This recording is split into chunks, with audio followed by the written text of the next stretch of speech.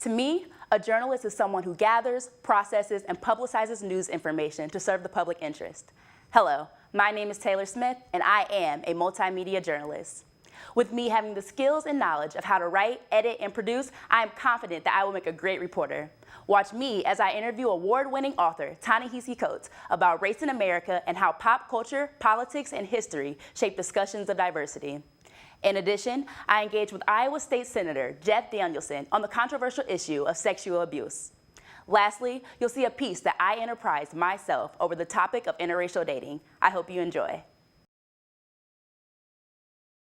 In honor of Black History Month, students and faculty gather at the Old Capitol Museum to celebrate award-winning author Ta-Nehisi Coates. With the month of February being dedicated to Black history, the University of Iowa faculty and staff took it upon themselves to invite senior editor of The Atlantic, Ta-Nehisi Coates, to talk to students about what it means to be Black at a predominantly white institution. His career has been fascinating to watch, in particular because he represents a voice of a public intellectual that is not coming from the academic standpoint. It's important so that way people can kind of understand how to best figure out ways that they could kind of alleviate or mitigate situations. Ta-Nehisi Coates' lecture focused around how racism still exists and what steps we need to take in order to make a change. Without which, there would be no America as we know it today. I think that until we can come to grips with that, until we can, really accept the fact that everything we've done about this country is built on a lot of bodies,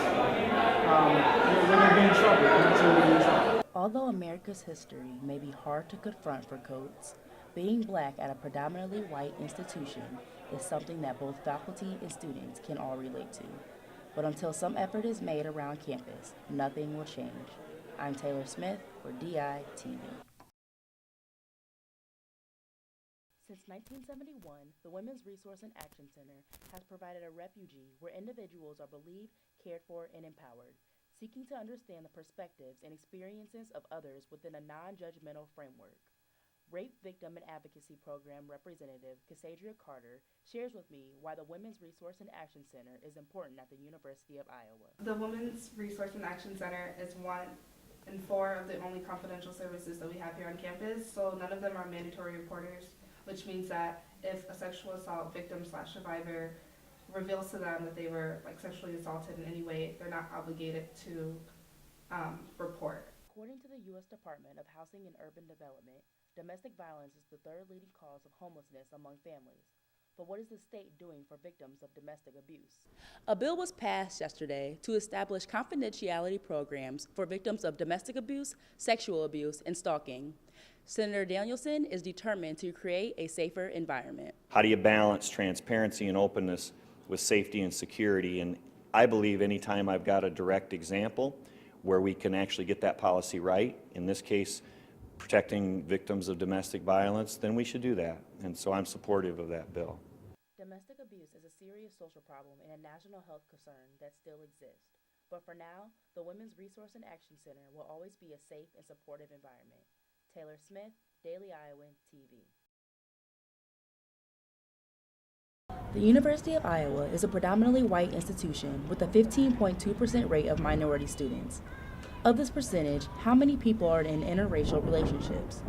Sister Speaks is a student organization whose purpose is to create an inclusive environment for Black women on campus by speaking out on issues concerning the Black community. We can have just really deep discussions about any topics, about things that we all kind of face. So the interracial thing has to a lot of women on campus have opinions about it. Speaking of opinions, many members of the organization had different views of interracial dating, some speaking from observance and past experiences.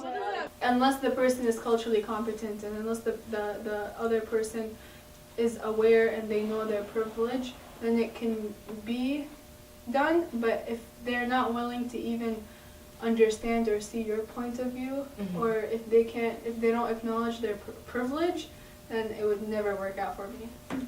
Yet, for some people, it does work. According to USA Today, the number of interracial marriages in the U.S. has more than doubled in the last 2 decades, putting Iowa at a 10.3% marriage rate. Taylor Smith, Daily Iowan TV.